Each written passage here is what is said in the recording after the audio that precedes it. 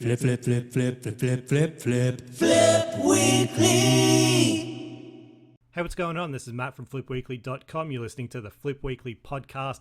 This is a podcast all about reselling. We go to thrift stores, we go to op shops, technically the same thing. We go to garage sales, we go and find things on Facebook Marketplace. This weekend, we're going to the Garage Sale Trail. This is Australia's biggest weekend, no, 2 weekends of garage sales in the country. I guess you could call it our Super Bowl, right? Our Super Bowl double weekend. This is where hundreds, if not thousands, of people all across Australia, except for parts of Western Australia and the entirety of Northern Territory, not a single garage sale there, come together and try and get rid of their junk. Now, our job is to go to these garage sales and buy their junk and hopefully resell it for a profit. You know, last year, I've talked about this a lot on the podcast. We made out like bandits going to these garage sales. Just think of the regular garage sale on a weekend. Here in Sydney,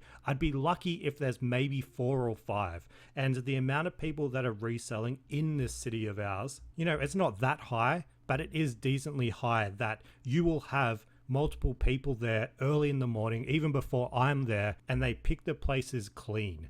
With the Garage Sale Trail, with these thousands of garage sales all across the country, you have the opportunity of getting to not just 1, not just 2, maybe multiple garage sales first. How many times have you heard resellers tell you the early bird gets the worm? You have that opportunity this weekend and next weekend to be that fucking bird. I plan on attending as many garage sales as I physically can until my body breaks down or until whoever I bring with me says, Matt, can we go fucking home? I'm sick of this. I'm going to go Saturday, Sunday, this weekend, and then next weekend, Saturday, Sunday, I'm going to go to all different places, meet up with people in different areas, and we're going to just hit up as many as we can. Saturday, I'm not going to tell you where I'm going to go, but it's not within the Sydney city. So you can hit those up, but get there before me and we are going to make a lot of money. Now, the Garage Sale Trail, it's really easy to follow. You can go on their website right now and you can look at where all of the sales are. From there, you can create your route. There are a few things that I do when I'm going to garage sales. I'm just going to tell you what my game plan is, right? I'll tell you what my game plan is, and then after that, I'll talk about what I was able to buy this week from thrift stores and Facebook Marketplace. I had a huge pickup on Facebook Marketplace. I'm going to talk about my number 1 rule for Facebook Marketplace pickups, which made me an extra $1,000. Not even kidding.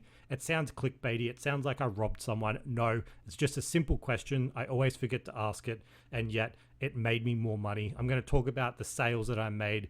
We made a fucking ton of sales in comparison to the weekend before. But first, I'm going to tell you about my game plan for this weekend. The idea for this garage sale trail, it is to make money, but it's also to have a bit of fun. If you're going to garage sales, I mean, you don't usually find bangers weekend and like week after week. So it's important that you're enjoying what you're doing, right? Like you have to have a love of this game to be able to do it. Same with thrift stores. The amount of times I go into a thrift store, I buy nothing and walk out. You have to love that feeling of fucking rejection and feeling like you're a useless piece of shit that you can't find anything in a thrift store. So you need to be able to enjoy it. So I think my very first thing with my game plan is to try and convince somebody that you know to go with you. It is so much more fun. You have somebody in the car with you to go from sale to sale. If there's a dodgy looking place that you rock up with, you're able to send them in first and stay in the car. It's just a lot more fun. Every single time I've done the garage sale trail, I've brought someone along with me.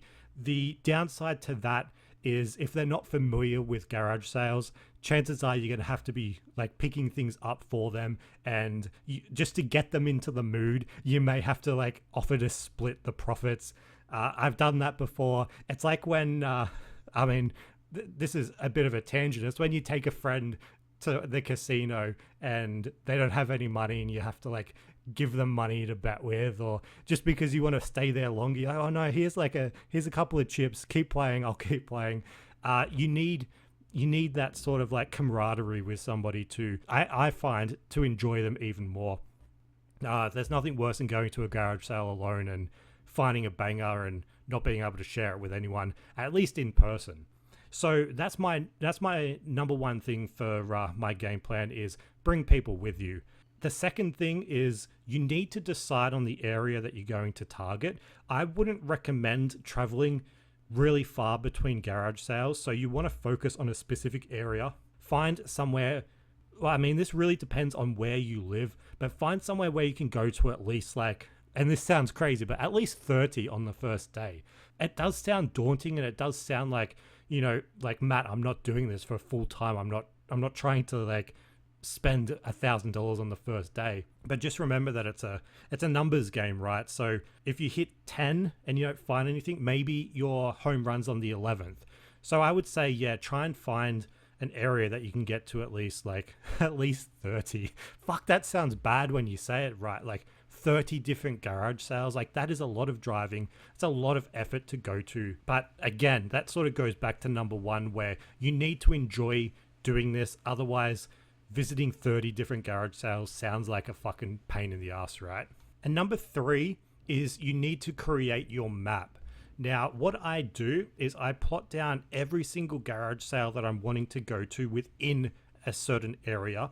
And then I use Google's My Map tool to be able to plot them on a map and see what my best route, my best economical route would be. That ensures that I'm not driving from point A to point B when there's like, you know, 3 garage sales in between point A and point B, and I have to double back.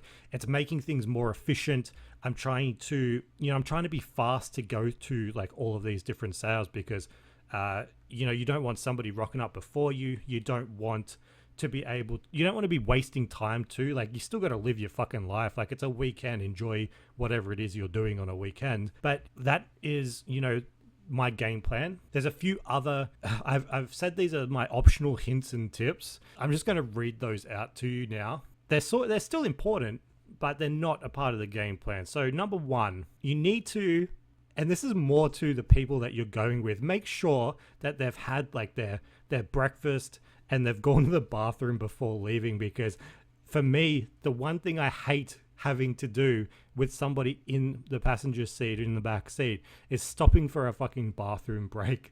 I know that sounds ridiculous, but I just really hate doing that. The other thing is I hate picking people up and then they're like, oh, I need to withdraw some money. That's the worst, especially with how hard it is to find ATMs now. So make sure you have your money before that Saturday morning. That is, unless you're in a mood that it's like, Matt, I do not care that much about this. You're making it sound hysterical, right? With that money, try and have like some gold coins too, because the last thing you want to do is have a $1 item and you only have a $5 note. And the person is like, well, I can just charge you $5 or you can pick up a couple of other things. And that's really frustrating. At least it is for me. The other thing, make sure you have plenty of fuel. You don't want to be stopping on a Saturday for fuel. Usually it's more expensive. The best deals are often found before the sun rises. It's true for garage sales every single weekend. That's that fucking early bird gets the worm, dumb fucking quote. The last thing is realizing that it really is a numbers game. So the reason why I said earlier to hit up at least 30 on the first day is because if you strike out at the first 10, maybe the 11th, if you strike out the first 20, maybe the 21st, it's really just waiting to find that sale that has the really cool shit there that you can just buy everything. So that's my plan for this weekend. I'm really excited to try finding like hidden gems at these garage sales. Last time we were first ones at all of them. We were able to find old school Nintendo Game & Watches that we bought for $2 each and sold almost instantly for hundreds of dollars. There was just so much cool shit that we're able to find. And when the garage sale trail comes around, I'm just so excited to go and find some cool shit. I hope you are too. Also realize that some sales happen on both days, like the Saturday and the Sunday. Some sales happen on just the Saturday, some on just the Sunday. Just because a sale happens on the Sunday doesn't mean that they've gone for both days. So you can still be one of the first to see what they've got on the Sunday. I've been on a Sunday before, and it was where I was able to find a Sega World Sydney t-shirt, which I paid $20 for, and it ended up selling almost instantly for $250. There's a lot out there. A lot of people are going to be putting out cool stuff. You know, whatever you're into reselling, I guarantee at least one of these garage sales that is going to be sitting there. So if you're a reseller that only deals in, I don't know, fucking Gucci clothes, I guarantee at least one of these sales there will be a Gucci item. Now, there are, you know, thousands of sales happening, so there's no guarantee you're going to find it at your local one, but it's out there. That's the mindset you need to be going in with, and I'm hoping to find some of my holy grail items. But yeah, if you're going, make sure you hit me up on social media if you find something cool. I'll be posting all about it on my social media and on the Flip Weekly newsletter and on this podcast. So if I find anything cool, I'll let you know. But I think with that said, we should move on to what I bought this week. Also let you in on my number one rule for Facebook Marketplace pickups, which is not, you know, have someone with you so you don't get fucking murdered. It is a bit simpler. So let me tell you a story about a pickup that happened since I talked to you last. And I honestly think that I'm getting some sort of positive karma. I don't know if I believe that. Not really. I don't believe in that. But maybe I'm getting some positive karma because this was a fucking banger of a pickup. So I saw on Facebook Marketplace, the title was Nintendo Classic Mini, at the time listed 13 minutes ago. I know because I sold one of these last week that you can get at least $150 to maybe $200 for these boxed old consoles. Now, these aren't the really, really old consoles. Maybe I shouldn't say they're old consoles. They're no longer being made, but they're the consoles where they have the built-in pre-installed games. Those old retro games, all pre-installed. And I saw this listing for $20. I thought, well, I can make at least $150 from this. Let's commit to it and see what happens. I saw the listing at that 13-minute mark, and I was thinking, like, I'm late to this. With video game stuff, you need to be sending a message almost at that posted 0 minutes ago mark, right? But that wasn't the case this week. I got a reply, albeit from a profile that didn't have a profile picture. It was sort of a bit weird. Maybe there was a catch, but I have sold things to people that don't have profile pictures, so maybe it's not a scam. Maybe it's the real deal. I drove out to this guy. I paid the $20, and I was pleasantly surprised that I was able to get something like this so cheap. When these originally came out, you can see on the box it says that it doesn't come with a power adapter, which is pretty fucking stupid, right? They must have did this to keep their shipping costs down, keep their manufacturing costs down. A bit ridiculous because you are Nintendo. You are a fucking huge company. You can include a power adapter. Who do you think you are, fucking Apple? Not including anything in their boxes anymore? Lucky to even get a fucking functioning phone. Jesus Christ. If you heard that, that was a huge bolt of thunder and lightning here in Sydney that I thought was about to kill me. So, what was I saying? I lost my train of thought when I realized I fucking pissed all over myself from that. So what were we saying? Oh yeah, Nintendo being like Apple. Right. So they didn't have anything in the box. They just had the console and the controllers. However, this one actually came with a HDMI cable and a power adapter that I didn't have to go out and get. So that's a good thing, right? I didn't have to spend any extra money. Everything was in the box, which means all I have to do, get home, list it up, take photos, and wait for the sale. So again, I'm thinking this is too good to be true, right? Everything's going really well. Marketplace pickup is a success. And of course, when I met up with this dude, he seemed nice. He was a bit younger than me. His name was completely different than what it was on Facebook, you know, when I was paying with Pay ID. So I thought that was a bit weird again. but I brush it off. And that is when I asked the most important question that you'll ever ask with Facebook Marketplace pickups. Please don't roll your eyes when I say this, because this was able to get me an extra $1,000. I simply asked him, are you selling anything else like this? That's it. I usually forget to ask this question because I'm just happy to be leaving with my life. But I asked, selling anything else like this? And he paused. He just took a second. He was thinking. And he said, actually, yeah, I am. And I'm like, all right. I'm not usually ready for a response saying yes. I'm usually, waiting for a no, I'm not. And then I say, okay, cool, no worries, have a good day. But when you get a reply saying, yeah, I am, you're sort of like, oh shit, what do I say to that? I'm not prepared for this. So I'm like trying to play it cool. I'm trying not to say, I'll take everything. I'll take the lot. Fucking Ron Weasley over here. I'm just playing it cool. I'm thinking I've just gotten a $200 console, maybe $150, $200 console for $20. And now I'm thinking, if he's got other stuff, retro games, retro consoles, I'll be able to buy them for like a penny on the dollar.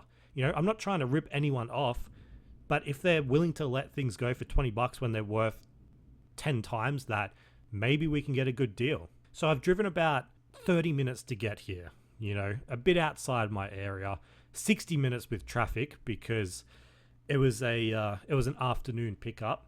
And then the guy says to me, he has up in his apartment not one, but 3 or 4 old school retro handheld consoles plus games. And my ears just pricked up. I'm thinking okay, here we go.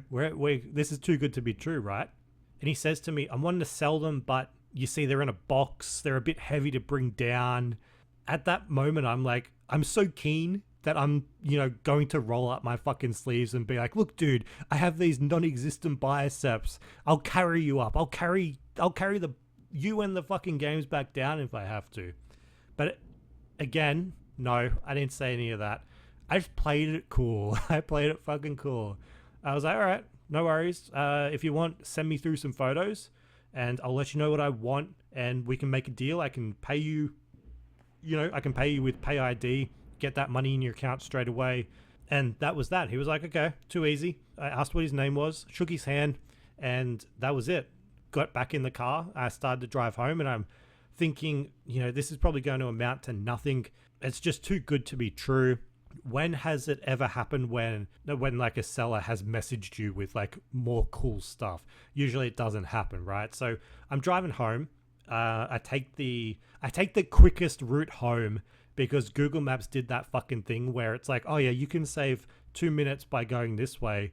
And then it tries to get you to cross like 4 lanes of traffic in peak hour. It did that, which was nice and fun. But I see on the drive home that a message comes in from our new friend. And as I'm driving, all I can see are the little notifications. I can see a photo came through. I can't see the photo.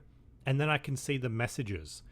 The messages say, and I quote, "That's all the old consoles I got, and one comes with the case." I'm thinking like, oh shit, consoles. What the fuck do we have here? What could be inside this message? I'm so fucking keen to see what it is. Now, I'm somebody who recently had somebody I know receive almost $1,000 fine for using their phone in their car. I am not that. My phone stays up on the little console within my car and I try not to touch it. I'm a responsible adult driver, but I couldn't fucking help myself. I'm not typing. I use the text-to-speech option, but I did click on it because I wanted to see what the photo was. Now, again, I'm stuck in peak hour traffic at this point because the guy said that he was available at around 3 o'clock on that day, so I had to get out there late. I look at the photo and immediately I can see that there is like 5 consoles, 5 handheld consoles. I can see a couple of games, and just from my experience looking at the games, I didn't see anything that was like really killer. There was like 6 games. I couldn't see any Pokemon. I couldn't see any, like Dragon Ball Z or those sort of titles. I could see a Dora the Explorer and a Batman and a Zoo one. Nothing there that really struck me as crazy. But these handheld consoles, shit. That's what I'm thinking. I'm like, this is crazy, because here is what I saw. I saw a PlayStation Portable Go, a PSP Go. I've never sold one of these before. I don't know what they're worth, but I know that they would be worth a bit of money. Then I see a Pokemon Game Boy limited edition. You know, the yellow one that has some of the characters on the front of the Game Boy? I see that. Then I see what looks to be a Nintendo DS XL. These things are worth a lot of money. It comes in the black and the blue. Then I see a smaller Nintendo DS, maybe like a standard 3DS console. Then I saw another fucking console that was like turquoise blue, and it also had Pokemon characters on it. Now, I have never seen this before. You know, I'm not that into gaming. I've never owned this type of console before. Out of all of these, the only console I've owned is the Nintendo Game Boy Color. So I'm thinking that this blue one, this turquoise blue one, that isn't a flip screen, it's just all out in the open, that has to be worth a bit of money. The Game Boy Color, the yellow one, the yellow Pokemon one, that has to be worth a bit of money. So I'm adding all this up in my head, and I'm thinking this has to be at least $500. I ask him, using the text-to-speech, if they all work. And he told me all of them work except for one, the PSP. I'm thinking that's fine. I don't have any experience with this console.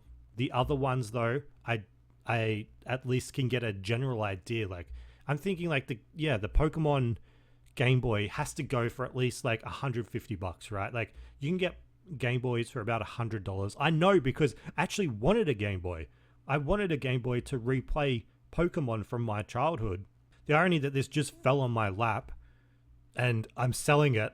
I've listed it up for sale. I'm like, no, not this one. I don't know what the fuck one I want. Maybe I like the idea more of getting a Game Boy and playing it more so than I would actually enjoy playing it. But I'm thinking, yes, this is going to be worth a bit of money. So I ask him, what are you thinking in terms of money? He said, and I quote, "One doesn't work and the rest do. Maybe $200. And I'm like, okay, done. I said, do you want cash or I can transfer? He said, transfer is good. Now I said to him, sweet, I'll do it when I get home in about an hour. I had other places to go before I was going home. Can you send me your pay ID again, please? And he said, yeah, done. I'll send it now. Now, if anyone is curious about the amount of questions, the intention really is to get the guy invested in the transaction almost as much as me, right? Like, I do not want to see these listed up on Marketplace. So I need to prompt a response with that cash or transfer and essentially reconfirm the deal by asking for his phone number again. I already had the number, but I'm thinking by him giving it out again, it sort of acts as like a commitment, right? Like, it's not 100% needed, but I think it helps just psychologically. So moving on, I transfer him that $200 on that Thursday night, and I ask if I can pick it up on Friday.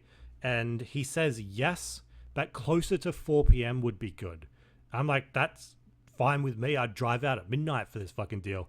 It is annoying that it's close to peak hour, but fine. You know, the dude's working, whatever. I'm thinking that last time, you know, I asked if he had anything else like this. Maybe I should ask for more stuff. Like, what else you fucking got up in that apartment? Any other retro stuff that we grew up with? Old toys, maybe some VHS, any other collectibles? Like, this could be a fucking gold mine. Anyway, I rock up at 4:04, pretty much exactly on time, and he says that he just got home and he'll be right down. Now, I am like waiting down here to engage this guy in like the most 1990s small talk you could imagine. You know, I'm wanting to ask about, you know, anything else that you have from growing up when you're a kid, anything else I can buy. But then this guy walks out, and he walks out with a friend, and it looks like he's wearing a uniform. And then when he gets closer to me, it's his fucking school uniform. He asked to meet me at 4 p.m. because that's what time he got out from fucking like geography class. Like, I legit thought this bloke was my age. I was 10 seconds away from reminiscing about Power Rangers and complaining about the cost of fuel and the M1 or whatever was a bit busy coming over. This guy wouldn't have any idea what I'm talking about. Jesus Christ.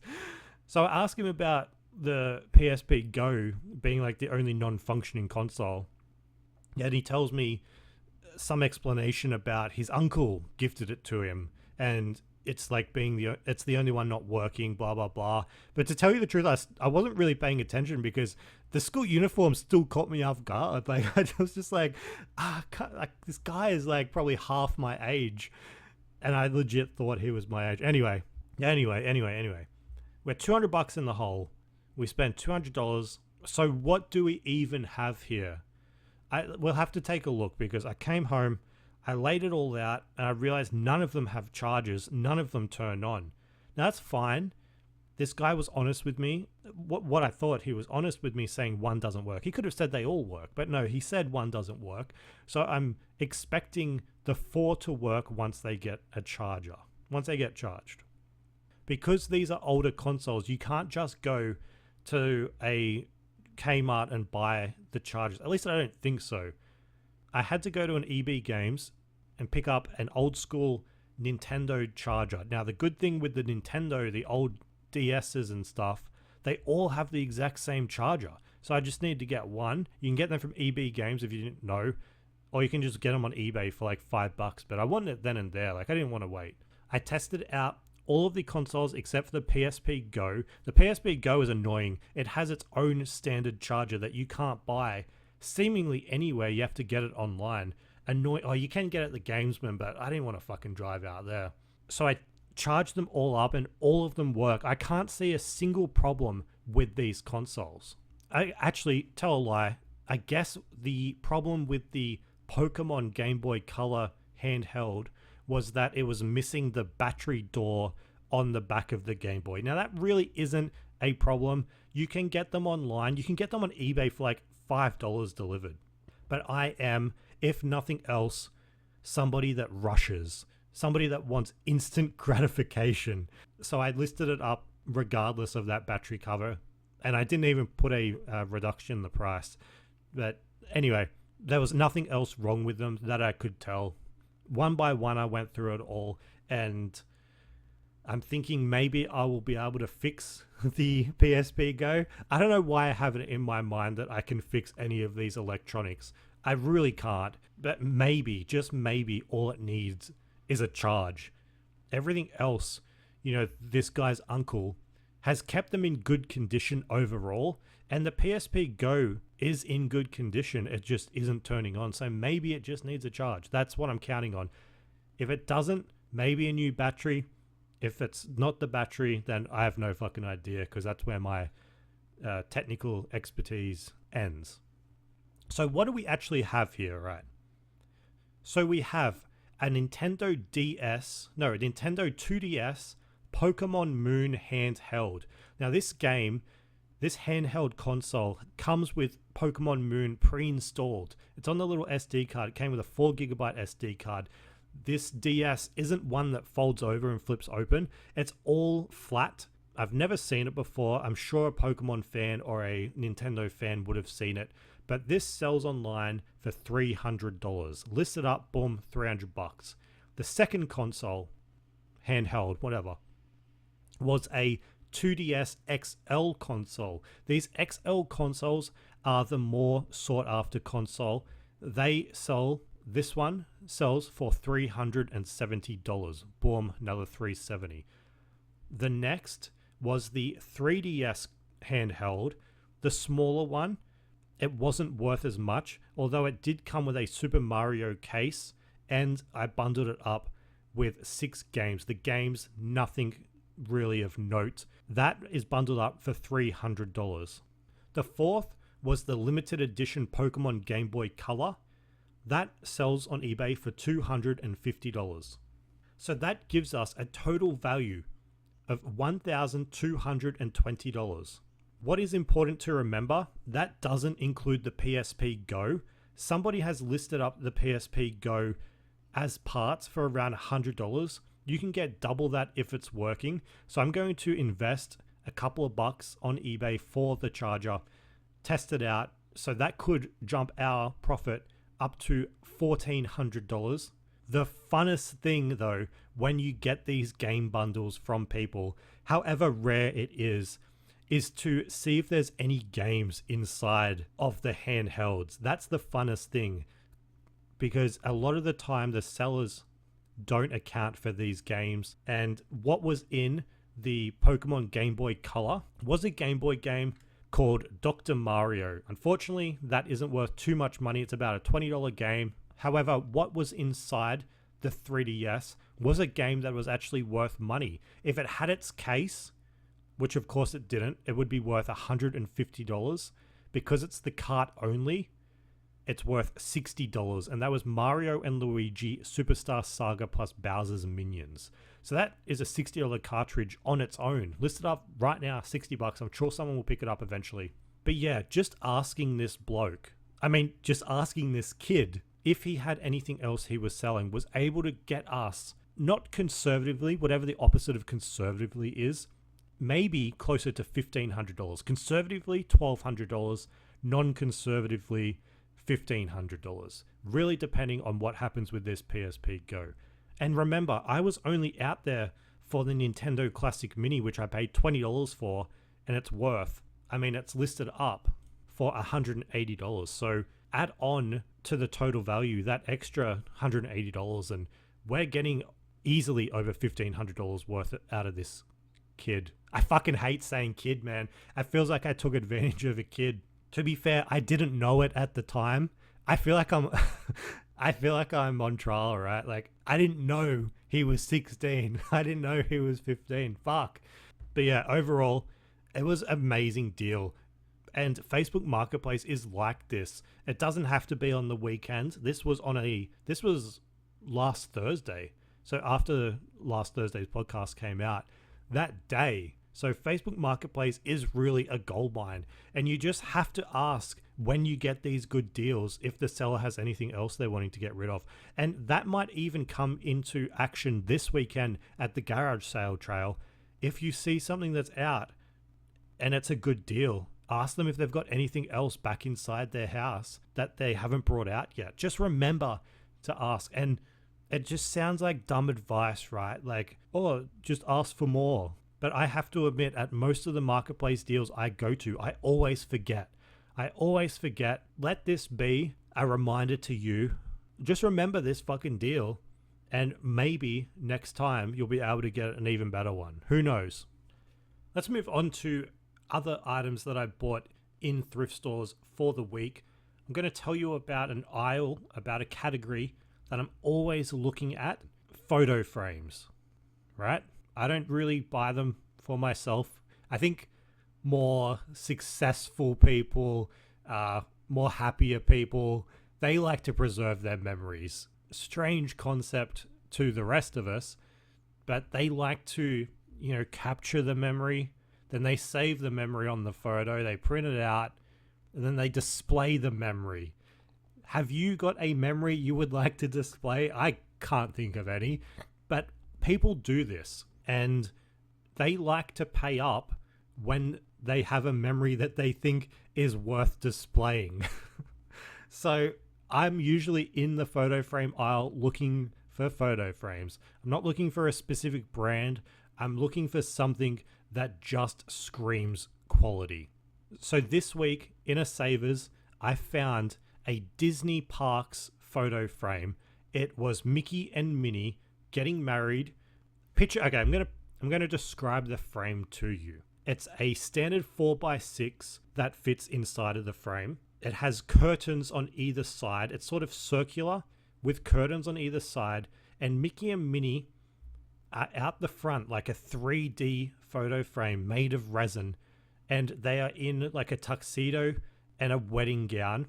Minnie has a crown on and a bunch of flowers, and her veil is actually fabric that can be moved up and down the photo frame. It's like covering the photo area. It looks gorgeous. At the top of it, they have like these two little wedding bells, and the bells are attached with a different piece of metal, so they make a sound when they move. And on the back of it, it obviously has the Disney Parks insignia. It was listed for $5.99. And when I saw this, I just knew that a Disney fan would love this photo frame, especially if they just recently got married. So like I said, people pay up for photo frames. Granted that this is sort of like a niche within a niche, right? Like not only do you have to find that married couple, but they have to be Disney fans. So it could take a while. However, they're out there.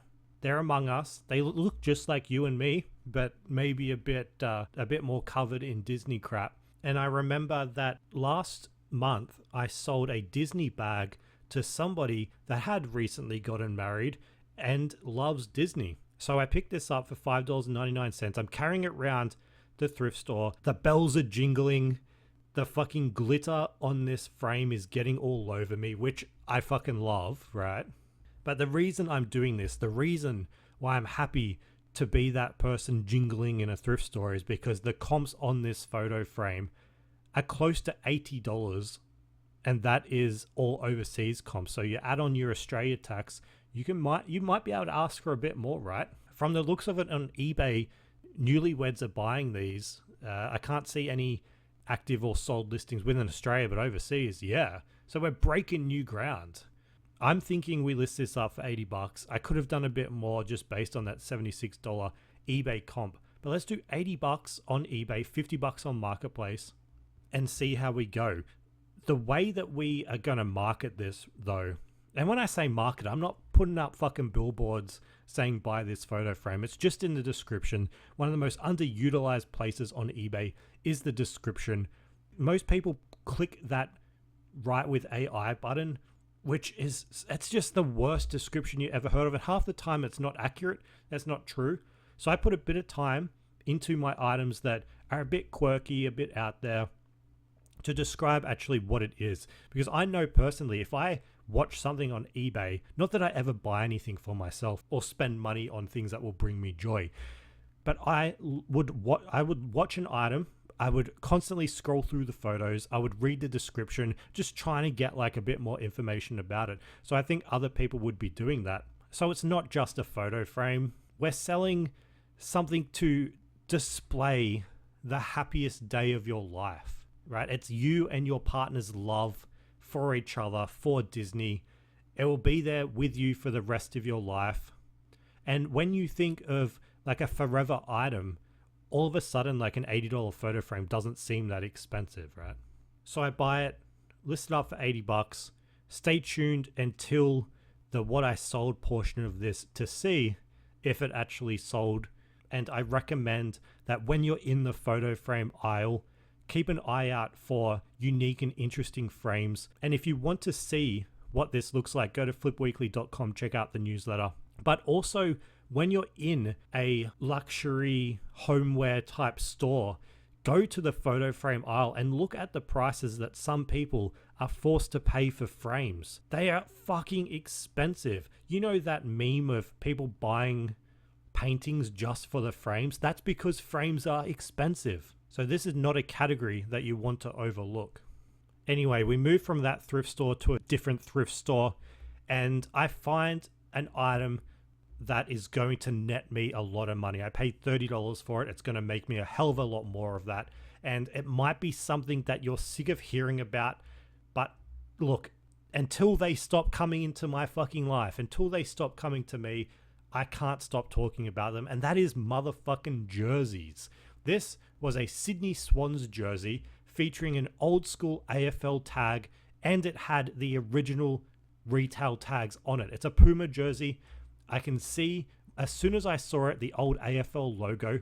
I can see signatures on the jersey. I can tell this is from the 90s. It's listed for $30. I didn't even have to comp this up to know I'm going to be able to sell it for a lot of money. The crazy thing about Vinnies is their discrepancy in pricing. I went to a Vinnies last week and they had a signed cricket bat by the player Michael Hussey. Michael Hussey, great cricket player. He's beloved by people. They wanted $75 for it. And yet here, in a different Vinnies, it's a signed AFL jersey from the 90s worth a lot more than a fucking cricket bat, plus the signatures, and they only wanted $30 for it. Can somebody please make this make sense? So I look it up. It's from 1997. The signatures aren't anyone of note. You can look online for the players from that particular era, and you can look to see who was like the GOAT at the time, the greatest of all time for that team. You would see players like Tony Lockett, yeah, and Paul Kelly. This was neither of them. It looked sort of like the bench players. Maybe that's why this person was able to get the signatures. They weren't very good, but still, the jersey by itself is worth a lot of money. We're talking like $200 for this jersey. It'll be like $30 into $200, and I think it will sell quickly. The good thing about finding this specific item with the signatures is because it helps to date the item, and it also helps to authenticate each other. It authenticates the jersey, it authenticates the signatures. They both go hand in hand. I couldn't find any active or sold listings for this year for this specific Sydney Swans item, but listing it up for $200, somebody will snap this up, especially before Christmas time. And the fact that it has original tag, that original retail tag, multiple of them, you just can't get better than that. Now, I'm not going to waffle on for any longer about the other items that I found in thrift stores this week. There's a few more, including vintage Disney and other toys and stuff. You can go on flipweekly.com, check out the newsletter and the images for what I found. No sort of like bolo categories that you need to be keeping an eye out for, but there are still some cool items there.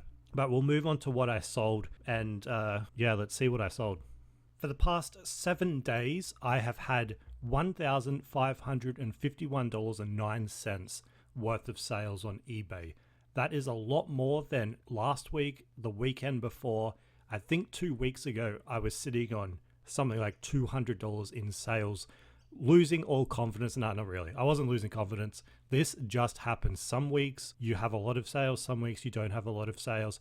I read online people talking about now that November has come, people are starting to think about Christmas time. And this, especially with Halloween just over, is the moment when sales start to ramp up for the holidays. If that's the case, I'm hoping that these sales just continue skyrocketing, because a lot of the items that I'm selling are things that are wants. They're not needs, they're wants. And when Christmas comes around, people want a lot of fucking shit. They want a lot of shit. I'm happy to provide that shit for them. So what have we sold? What made up that $1,500? So back in very early 2024, I was watching a couple of YouTube resellers, and they were talking about going to pawn shops to source items. I don't know if that's a good idea. I've talked about it before. Pawn shops do have a lot of cool stuff in there in terms of collectibles, but you're up against people that do this shit for a living, in the sense that they know how to price items. However, in early 2024, there was a pawn shop in Penrith called Captain Comics and Collectibles, and they had a lot of cool shit. The thing is, and they've adjusted since, I really don't think they knew how to use Google Lens. And I had a talk with the owner of that store, Marty, who's a great guy. But back then, I really don't think he knew much about Google Lens. So he was pricing based on his own personal knowledge that didn't extend to all different categories of items.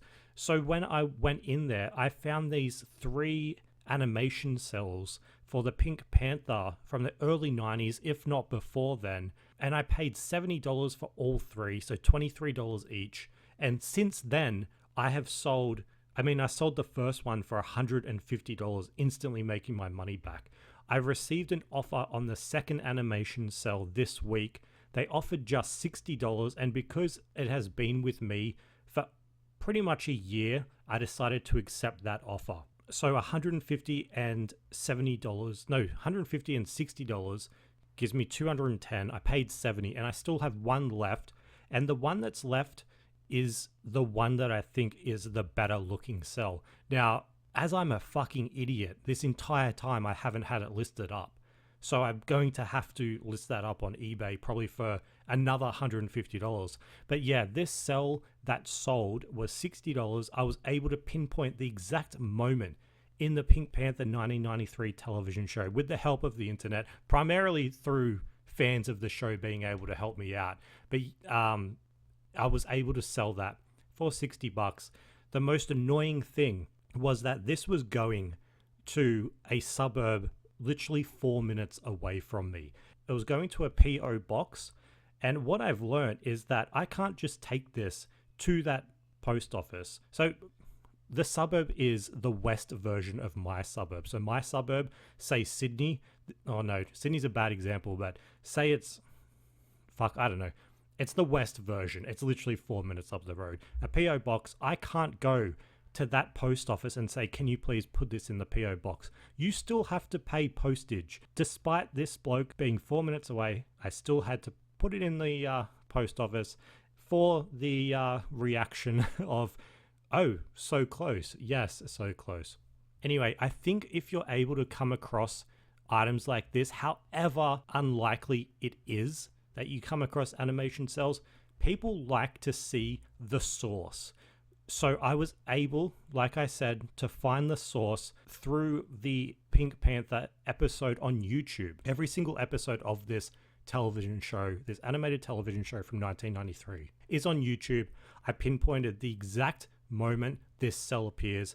I took a screenshot and I put it in the eBay listing, and it garnered, a whole bunch of people watching it. And I think that helps. When I say this, I'm not talking out of my ass either, because I have bought, and I really shouldn't have bought. I mean, I shouldn't be spending money on this sort of stuff, but I have bought, screen use movie props. I've bought concept art, sketches, all at auctions. I spent way too much money bidding on that stuff, all the original artworks.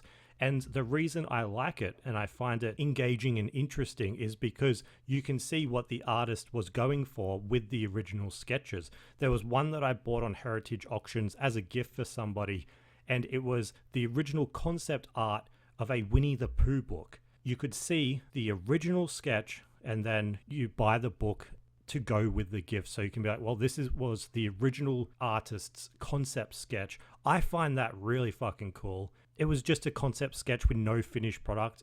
I wouldn't buy it. So having that sort of connection, I think, is really good when you're listing something up on eBay. Anyway, the third animation cell from the Pink Panther, I've included a photo in the Flip Weekly newsletter. If you know what that is from, please let me know, because I've had no luck trying to find it. I've used AI.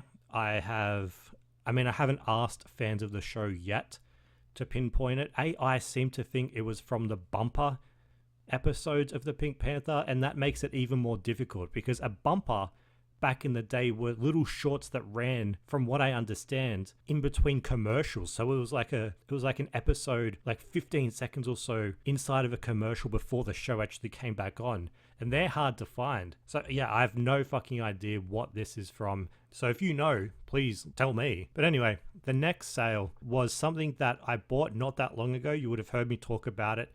It was $4. It was the Wallace and Gromit dog leash. I told you, if you see anything Wallace and Gromit, buy it. It is a sale worth $99.95, so $100, and it's off to South Korea. So that person paid an extra $30 for this fucking dog leash. A 3D printed, really cool looking dog leash. I mean, it's not 3D printed because it was made before 3D printers, I'm assuming. But yeah, they paid $100. If you see anything Wallace and Gromit, you really need to buy it. Now, I've got something that I can add to my resume, and that is that I have successfully sold the most expensive Nintendo 64 PAL video game of all time. No, of all time. It's the most expensive Nintendo 64 PAL game at the moment. StarCraft 64 has sold. It's off to Spain. The person paid $520 for it, just for the single game. $520. Absolute insanity. And to be honest, it's a bit frightening, because this person that it's going to is in Spain. If anything happens to this, I can't seek any sort of answers through a legal system. This person that bought the Pokemon cards from me a couple of months ago now lived 10 minutes up the road. For context, it was a sealed pack of vintage Pokemon that were in my private collection for a while, and I decided to get rid of them because my entire mindset on collecting changed. And when they arrived to this guy's house, he said that they were resealed. They just fell out of the pack. It was all bullshit. But I at least knew that if I needed to, I could take this guy to court. Now, with this guy in Spain, if he gets this Nintendo 64 game, for whatever reason, says that it's a fake, or he opened it up and it was a fake, and he's like trying to scam, he's going to swap it out with a reproduction cartridge, there is really nothing I can do. I'll have to accept the cartridge coming back, offer a refund, I guess, and that's it. Like, eBay is not that helpful when it comes to a situation like this. So I'm a tiny bit worried that I'm going to receive an item not as described when this arrives in Spain. Not to say that all buyers are looking to create problems or fake a problem, but I am a bit worried. I'd be very relieved once that positive feedback comes in. I'm hoping it's a genuine collector and not somebody that's looking for trouble, because I do not fancy going over to Spain to break some knees. I think the scam is really on my mind, or the sort of just uneasiness is on my mind, because I sold a Ring doorbell. It was this week. Days are just blurring together. I sold a Ring doorbell. It was opened. I opened it once. It was given to me as a gift from my mum. And because I am poor and I live in a rental and I can't make any adjustments whatsoever to the rental, I mean, I can't even put up a fucking painting on the wall. I had to sign a document once saying that if I put up a painting on the wall, I would have to incur any fees for the damage that the painting did on the wall, meaning like the screws. Like, it was a whole thing with this place that I lived in before, with like this whole sort of homeowners association, whatever that is, strata for this place that I was living in. And I just realized it's just not worth the hassle of putting a fucking painting up on the wall. So I can't make any changes to this rental. And I mean, putting a doorbell on, no, I can't do that. My mum, I guess, didn't know at the time. I just kept it. And eventually, when I moved, I realized that, like, well, I'm never going to be able to use this because I was going to say a young dude. I'm a fucking middle-aged dude who will never own a home, right? So I'm never going to need this doorbell. So I might as well sell it to somebody who is more privileged to be able to own a home. So I listed up for sale. It's like $100. I receive a best offer of 70. And I'm like, fuck it. It's out the door. Now remember, all I did was I just opened the top of the box. I removed the seal. I guess I looked at it for a second and then put it away. And then once I shipped it off this week, the guy asks for a refund because it's not working. And I'm just thinking like, oh, come on. This thing is brand new. It was given to me as a gift. What's more likely, that it was bogus once it was gone from the factory to me, or this guy's just trying to get a cheap ring? I mean, if he was trying to get a cheap ring, he should have asked me to marry him. Ha ha ha. Very funny. So yeah, that happened, and I was like, fuck it, I'm not going to deal with this. I don't want this thing sent back to me. I don't really know how to test this shit, so I just gave him the refund. You might be saying, Matt, you should have bought the label, got this guy to send it back to you, put in the hassle, like make it difficult, but I just couldn't be fucked, to be honest. I just couldn't be fucked. I didn't want another ring coming back to me.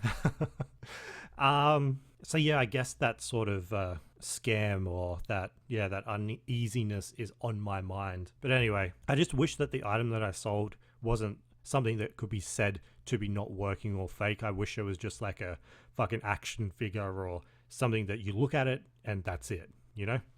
But moving on, we have a couple of other sales that we should go through. It was a $50 VHS that I got for $5 in the garage sale trail last year. It was a Sonic the Hedgehog VHS. I am extremely grateful and lucky to have found this and picked it up at a sale, because it led to a conversation with somebody, and they went inside and brought out their Sega World Sydney t-shirt. And that t-shirt that I paid $20 for ended up selling for like $250 within a week. So this VHS and that t-shirt, $25, ended up turning into around $300. So this VHS, I mean, it held a special place in my heart. Not that I really give a fuck about it, but you know what I mean? It was a lucky VHS to be picking up, because the lady was like, we're only going to sell this to you because you seem like a Sonic fan. I think I've had this conversation. I think I've said this on the podcast before. And I'm not a Sonic fan. I don't give a fuck about Sonic. It's a cartoon character for all I care. I don't have any connection to it whatsoever, except for the fact that you can make big money selling Sonic and Sega bullshit. So, talking about another character that I don't give a fuck about, we sold the Mario Kart 64 cartridge that I got in the huge Nintendo 64 bundle. The cartridge wasn't even in the best condition. It had a really discolored front, but you can still get $50 for it, and that's what I did. Mario Kart 64, one of the best sellers of all time, and continues to be a really good seller. If you can find it anywhere cheap, just pick it up. It's going to be out the door just insanely quick, despite any sort of flaws. As long as it runs, most people don't seem to care. This sold within 7 days. Speaking of something that sold quickly, the Mickey and Minnie Mouse photo frame that I picked up sold next day. I hit up the exact same person that bought the Disney bag from me. I said, look, I've got more Disney shit if you're interested in it. I have it listed up for $80 on eBay, $50 on Marketplace, but I'll give it to you for $40. She said yes. She loved it. I assume she's going to put her wedding photos in it. And that was, how much did I get that for? I was talking about it earlier, about $6 into $40 next day. It's not the average sale price that I'm aiming for, but when it's on Marketplace within a day, like, come on. Now we have another Bratz sale. This wasn't the $1,000 Bratz. It wasn't even like a $500 Bratz. It was a $70 Bratz, but we do not care because we got this in a bundle for $20. We've easily made our money back. And you know what's funny is when this sale came in and I looked at the image to see like which Bratz doll this is, I looked at her hair. I'm like, fuck, Matt. Like, you could probably brush this cunt's hair because it is all over the place. There's a reference to when I listed it in a marketplace group, no, in a Facebook group, all my Bratz dolls for sale, and somebody was like, hey, sweetie, you need to write the names in the description in the comments and brush their hair, please. I'm just like, fuck that. Anyway, yeah, we haven't sold any of those crazy Bratz dolls. I did receive an offer on eBay. I think it was about $800. I turned it down because after fees, it would have ended up being, no, it might have been $700. Yeah, I think it was $700 because after fees, I would be getting like $500, and that just didn't sit right when I could be getting $1,000. And considering it has 25 people watching and hundreds of views, I think it will sell, especially with Christmas coming up. I had a back and forth with some chick on Marketplace who seemed interested at $800. It still seems insane to think about like somebody interested in a doll at, well, $2 at $800. I haven't got a commitment just yet from her. I tried to persuade her with some free shipping, free shipping on an $800 item. Like, oh yeah, I'll save you $10. Didn't seem to persuade her to buy it just yet. Maybe I can up that to express shipping. That's like a $15 discount. Let's see. I do think that will sell. I mean, they might be a bit of a grind, seeing as we've sold maybe 2 or 3 out of 15 or 20. Who knows? Let's just wait and see, man. Something that sold really quickly. You will remember last week, I think it was, I found the Carlton Blues jersey that wasn't their official Blues color. That has sold within a week. We picked it up for $17 in a Savers. It has sold for $250. Really, really good sale there. Somebody has picked that up despite the amount of hatred in the Carlton Blues community for this not being their official blue color. I still can't get over the fact that the Carlton Blues, who say we are the Carlton Blues, we are the old dark navy Carlton Blues, released a jersey that wasn't old dark and navy. Just like, what the fuck? There are just so many jerseys out there in thrift stores that there's enough to go around, and if you find one, please buy it, especially if it's a rarer one. Use your Google Lens to find out. Now, from the video game bundle that I picked up this week off that underage child, one has sold. It is the 2DS XL that's gone first. Out the door for $370 on eBay. Listed on a Saturday, sold on a Sunday at 10 p.m. Somebody had actually scheduled with me on Marketplace to pick it up the next day at 1 p.m. But because of that 10 p.m. sale, I had to break the news to her. I was basically like, look, I'm so sorry. I had it on eBay. Somebody has bought it. I don't remove them from eBay just because somebody says they're coming the next day, because Marketplace is so unreliable. I'm so sorry, my apologies. And the reply that I get, pretty much immediate, is literally just a frowny face, just a sad face. I'm like, oh my God, I'm so sorry. I would like to offer you a discount on these other two that I have. And she's like, are either of them the XL? And I'm like, no, they're not. And she's like, yeah, I'm not interested. And I'm like, oh, fuck, I'm sorry again. It had gotten to that point where she could now rate me because we had that conversation for so long. I checked my ratings to see if she had given me like a 1-star review, but nothing from her yet. If she gets a prompt in like a week or two to be like, hey, you should rate that guy that didn't deliver on that 2DS XL, she might give me a 1-star. Let's just see. Another item that sold on Marketplace, speaking of Marketplace, it was a Disney Fairies play set. I got this 8 months ago. It must have been 8 months ago in a Salvos for $15. This Tinkerbell, what's it called? Pixie Hideaway playset. It was one of my most watched items on eBay. I had listed up for $200 on eBay, $100 on Marketplace. 55 people were watching it on eBay, but nobody had committed to it just yet. It was getting a ton of eyeballs, but nobody was fucking buying this thing. And I had it for 8 months, and it was one of those bigger play sets where it doesn't really fit into a storage container, like those 50-liter storage containers. So it has to be outside of it. And they're the items that I want to get rid of, because I only want to buy the smaller shit that I can pack away, and it's not out in the open for everyone to see. Like, have buddies coming over and be like, is that a Tinkerbell playset that you have here? I'm like, so this person on Marketplace got in touch, and she was asking for the best deal that I could give her, including shipping to Melbourne. I just said, like, look, I mean, I didn't say this, but I'm thinking, like, I've had this for so long. I just want to get rid of it. I'll sell it to you for $100, including shipping. And she was like, I'll think about it. I'm thinking, like, well, this is going to be about $20 to ship. It's bigger than the Australia Post extra large box. So I'm going to have to find a box. It's a pain in the ass. I just want the money, you know, and I don't want to have to deal with it, but whatever. Let's get rid of it.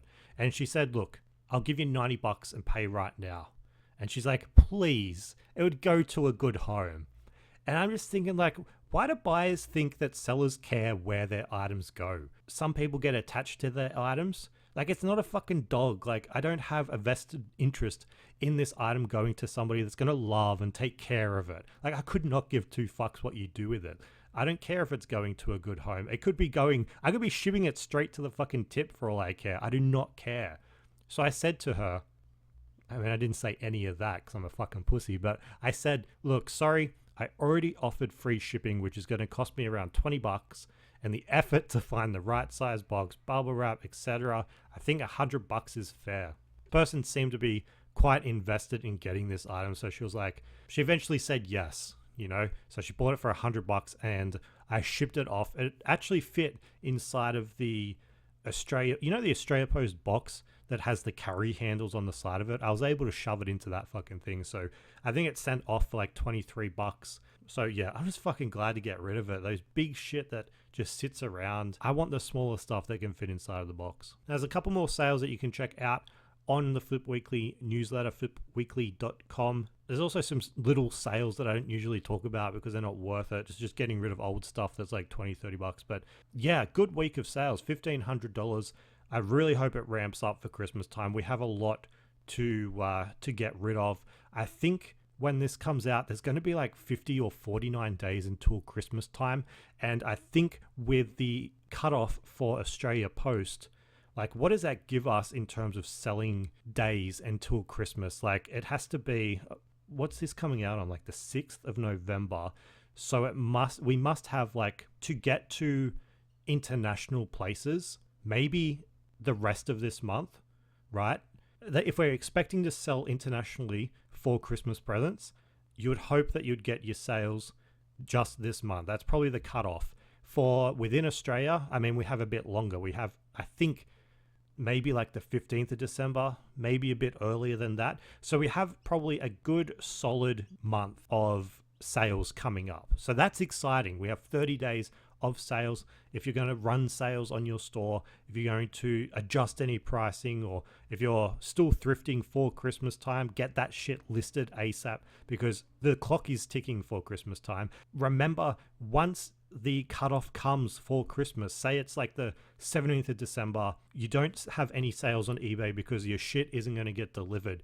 Go locally, chuck that shit up on Marketplace, have people come around to you if that's something that you're interested in doing. If you're wanting to make more money for Christmas time, do that, because the local sales would be much more reliable when it comes to, like, you know, people getting them in time for Christmas, because they're just going to rock up at your fucking door. Now, that's all I've got for you this week. I really hope that you hit up the garage sale trail. Just stay the fuck away from my area. If you find anything cool, please send it in.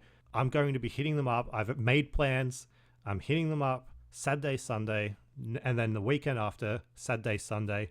Get your cash out, get your road trip snacks, get an energy drink, get some fucking, clean out your car too. Make sure you've got some room in there for your stuff. I'm really excited. Maybe we should do like a garage sale trail bingo where, I don't know, I can't be fucked to do that. But yeah, thanks for listening. I'll see you again next week. Enjoy the sales. Flip, flip, flip, flip, flip, flip, flip, flip weekly.